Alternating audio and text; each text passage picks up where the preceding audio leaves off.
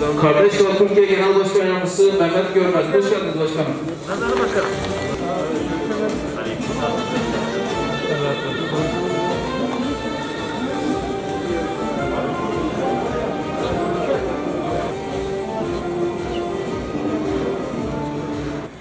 Şahin Bey Belediye Başkan Vekilimiz, AK Parti Şahin Bey İlçe Başkanımız, Kardeş Kalk Türkiye Genel Başkan Yardımcımız.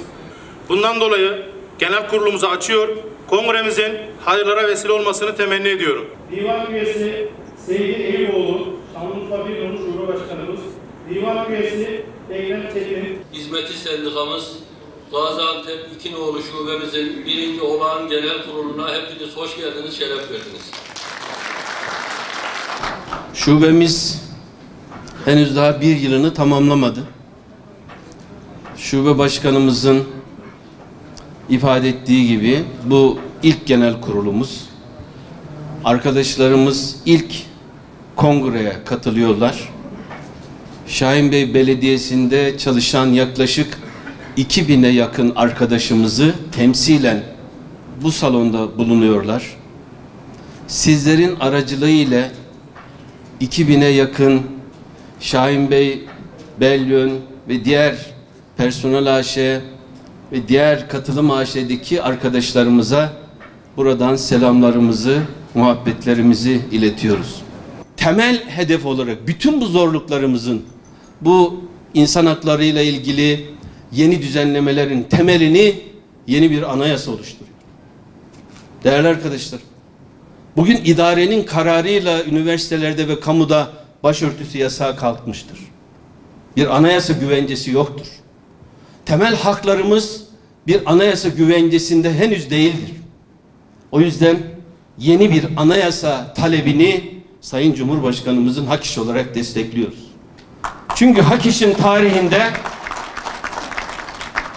biz 1982 anayasasına itiraz eden nadir örgütlerden biriyiz. 1982 anayasasının yapılış sürecine hak iş müdahil olmuştur. Yeni bir anayasa nasıl olmalıdır diye küçük bir toplantı yapmak istedik. Sıkı Yönetim Komutanlığı toplantıya izin vermedi. 1982 anayasası yapılırken darbecilerin oluşturduğu bir komisyon ve anayasaya itiraz yok, yasak. Anayasa aleyhine konuşmak yasak. Farklı bir anayasa talep etmek yasaklandı. Darbecilerin oturttuğu adamlar bir anayasa yazdı ve bu anayasayı da topluma dayattılar. Hatta zarfları şeffaf yaptılar. Anayasaya hayır diyenleri de masada tespit ettiler, sandıkta. Böyle bir dönemle 12 Eylül Anayasası kabul ettirildi. Hak iş bu anayasaya hayır dedi. Toplumun tamamını temsil eden anayasanın demokratik, serbest ve çoğulcu bir yapıyla oluşması konusundaki iradesini ortaya koydu. Dolayısıyla biz bu 82 anayasasının ruhunu da biliyoruz, sürecini de biliyoruz. Baştan sona sakat ve meşru olmayan bir anayasa süreci işlenmiştir. Kendi önerilerini ortaya koyduğu yeni bir anayasa çağrısına Sayın Cumhurbaşkanı'nın hak iş olarak evet diyoruz ve biz de yeni anayasa teklifimizi, hazırlıklarını başlatıyoruz. Yeni anayasa aslında bütün bu yaşadığımız sorunların 28 Şubat süreci orada kalmadık. 27 Nisan bildirgesi de dahil 15 Temmuz gibi ihanetleri gördük bu ülkede. Dolayısıyla bütün bunların temelinde sivil, yeni, demokratik, özgürlükçü bir anayasa olmazsa olmazımız. Bunu hep birlikte gerçekleştirmemiz gerekiyor. Hak iş olarak bu süreçte biz bütün gücümüzle yeni bir anayasa konusunu desteklemeye devam edeceğiz. Niçin? Geleceğimiz için. Niçin? Bir daha darbelere geçit vermemek için. Haklarımızın, özgürlüklerimizin elimizden alınmaması için.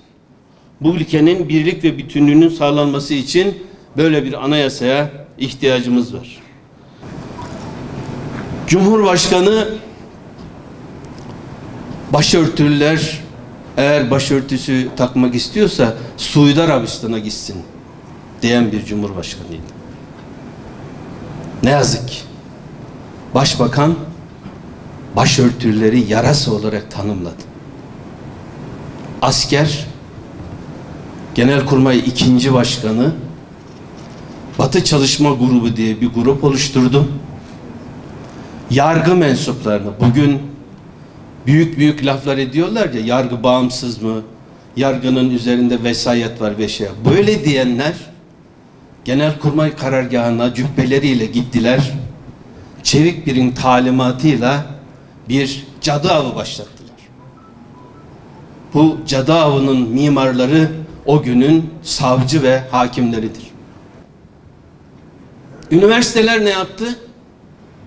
YÖK Başkanı'nın talimatıyla üniversitelerin kapılarına barikat kurdular. Başörtülüler üniversiteye giremezdi. Bununla kalmadılar.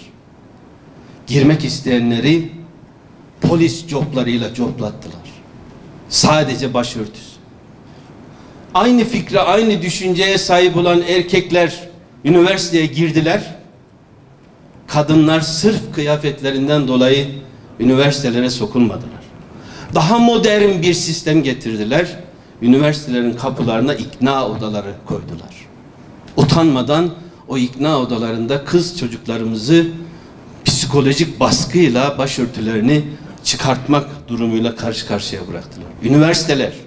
Hani geçen üniversitelerde eski rektörler açıklama yaptı ya Türkiye'ye Boğaziçi'ndeki eylemleri desteklemek için. Ama onlar kendi dönemlerinde en temel insan haklarını ayaklar altına aldılar. Sırf darbecilere yalakalık yapmak için. Siyasetçiler de onlardan geri kalmadılar. Ve ne yazık ki bu ülkede demokratik yollarla seçilmiş milletvekillerinden oluşan Refah Yolu hükümetini, yıkım görevini onlar da üstlendiler. Peki sivil toplum ne yapıyor? Sivil toplum bir çete kuruyor. Çete. Niçin? Hükümeti yıkma görevi üstleniyor. Onlar da Genelkurmay karargahından talimat alıyorlar. Bugün adları büyük konfederasyona çıkan işçi konfederasyonları, işveren konfederasyonları, meslek kuruluşları hepsi talimatla bir araya geliyor. Bu çetenin görevi ne oluyor? Bugün meydanlarda birileri sendikacılık diye bağırıp çağırıyorlar. Onlar da var işin içinde. Çetenin görevi şu. Biz Türkiye'nin şu kadar milyonunu temsil ediyoruz. Hükümet istifa etsin. Siz kimsiniz ya? Vatandaş oy vermiş, milletvekili seçilmiş, güven oy almış, hükümet kurulmuş. Siz kimsiniz? Yıkım görevi. Yıkım ekibi. Kim bunlar? İşçi sendikaları, işveren sendikaları, meslek odaları. Ve bu çete bu görevini yaparken hak iş soylu bir duruş ortaya koyuyor. Asla bunu kabul etmiyoruz. Hükümet demokratik yollarla gelmişse, millet iradesiyle gelmişse millet iradesiyle gider. Bunu asla kabul etmiyoruz dedi. Bunun bedellerini ödedik. Tehditler aldık. Gece evlerimiz telefonla aranarak yarın bugünkü gibi olmayabilir diye bizler tehdit edildik. Baskı gördük. İş yerlerimize müdahale ettiler. Belediyelerde büyük baskıyla karşı karşıya kaldık. Üyelerimiz sendikalarımızdan kopartıldılar.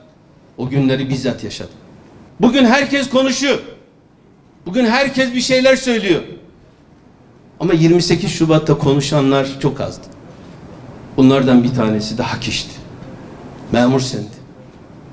Ama başkaları konuştular, yalakalık yaptılar. Medya neredeydi? Medya tam bir karanlık sürecin tetikçiliğini yaptılar. Ve tam bir kara propagandayla kamuoyumuz ciddi şekilde zehirlendi.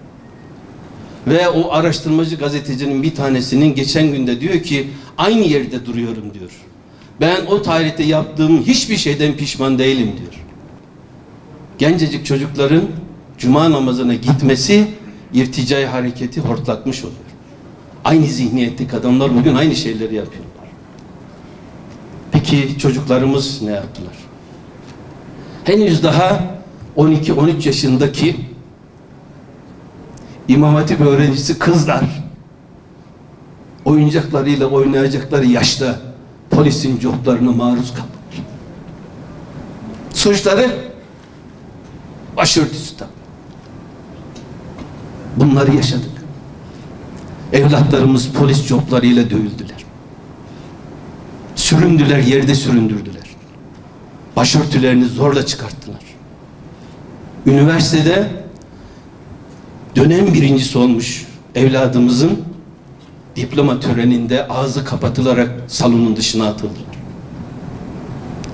Bu çağın görmediği bütün alçaklıklar, bütün ihanetler o dönemde yapıldı. Biz bunları unutmayacağız.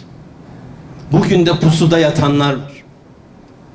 Tekrar o günlere dönmek isteyen hevesliler var. Buna izin vermeyeceğiz. Ve 28 Şubat sürecinin hesabı henüz görülemedi. Ne medya, ne işverenler, ne sivil toplum ayağı, ne siyaset ayağından hesap sorulamadı.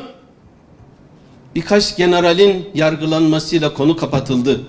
Buranın arkasında mı acaba yine FETÖ hain örgütü var diye aklımıza geliyor. Çünkü Pensilvanya'daki hain başörtüsüyle ilgili bir fetva vermişti sözde. O döneminde karanlık ve gizli bir kısım ihanet şebekelerinin kimler olduğunu bugün daha iyi anlıyoruz. Bir başka bir garabet daha. Bu örgütler özür de dilememiştir milletimizden. Dikkatinizi çekiyorum ha. O günkü beşli çetenin mensupları, o örgütler toplumdan da özür dilememiştir.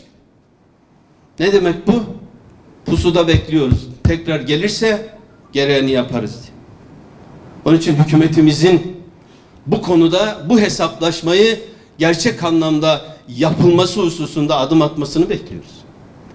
Bu ülkeyi ne yazık ki içeriden ve dışarıdan kuşatan ihanet şebekeleri boş durmuyor. Yeniden önümüze bunlar gelebilir mi? İnşallah gelmez. Ama bunların hesaplarını sormazsak gelirler. Pusuda yatıyorlar.